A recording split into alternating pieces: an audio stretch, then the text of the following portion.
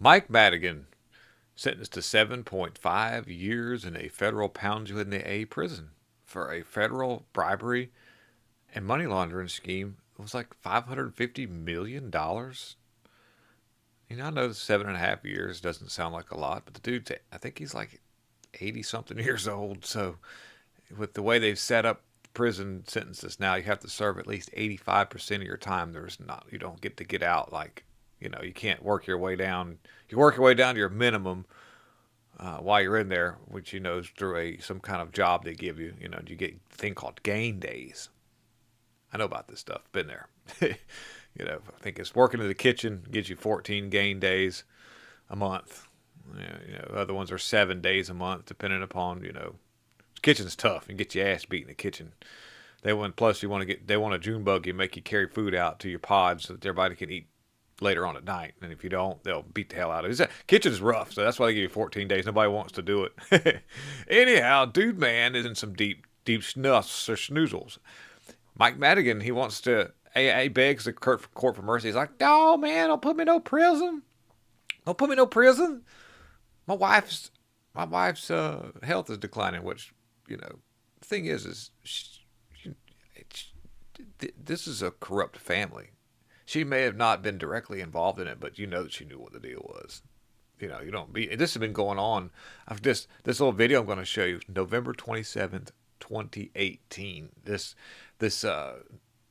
investigative journalist, a real one, has been working on this for a long time, and so this dude's been up to this scheme for a long time. That means there was 3 other people involved too. Just a little video, and he knows something's up when this dude's like going to confront him. So check this out. The guy from the Policy Institute? No, I'm from Illinois News Network. Okay. What kind of challenges?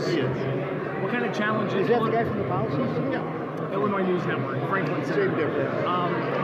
When are you guys going to fold your tent? He's talking about. He's very doesn't want to be confronted by this stuff, but his included pressure companies like ComEd, Commonwealth Edison, to provide lucrative jobs contracts to his allies and associates in return for favorable legislation. This is something we see all the time. They want to do their thing, but this was Illinois House Speaker Mike Madigan was just sentenced to 7.5 years in a federal pound in the A-hole prison for corruption charges, and this is from Illinois Policy. And our team spent years exposing this machine. Here's what today means for Illinois and its residents. So this guy makes an apology, this Madigan dude and all. But here, I got Libs of TikTok actually did a little bit of investigating on this well too. But it says breaking USAID official and 3 company executives. So this ties all the way back to USAID. USAID. Why do you think these activist judges are so adamant about trying their best to try to override Trump when it comes to executive orders and money going out to USAID?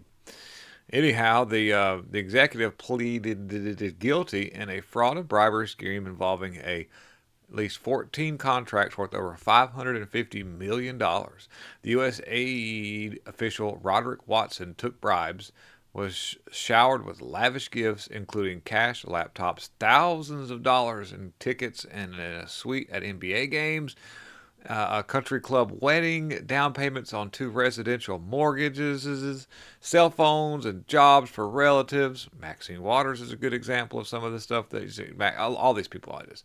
But in exchange for the bribe payments, Watson influenced the award of contracts by manipulating the procurement procedure at USAID. Watson faces a maximum penalty of 15 years. This is another dude from other than that Madigan guy.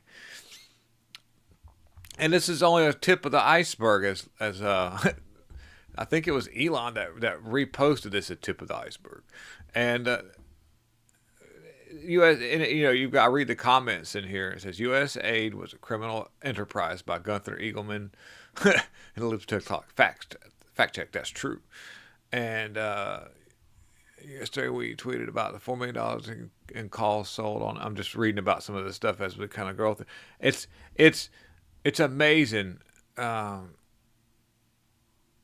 the USAID has not been obviously there's a criminal enterprise. This is why when I see these images of John Thune and Chocolate Starfish himself, Speaker of the House, Mike Johnson. These people are involved in this. This is a horrible thing. Imagine trying to. Trump is doing the best he can, I think, and we know he's like swimming in a pile of shit. There's not much he can do. I don't know how much we can get done, but I know that this is just the tip of the iceberg for USAID. I did a video yesterday. Was it yesterday? Yeah, they're cramming. There's like all this money going to the U.S. Department of Defense where they're cramming marbles in the butts of cats and charging getting grants for like tens of millions of dollars to USAID. Pete Head says they're going to put a stop to that. And Penis Durbin said, I don't think so. It's pretty wild. Thanks, guys. About.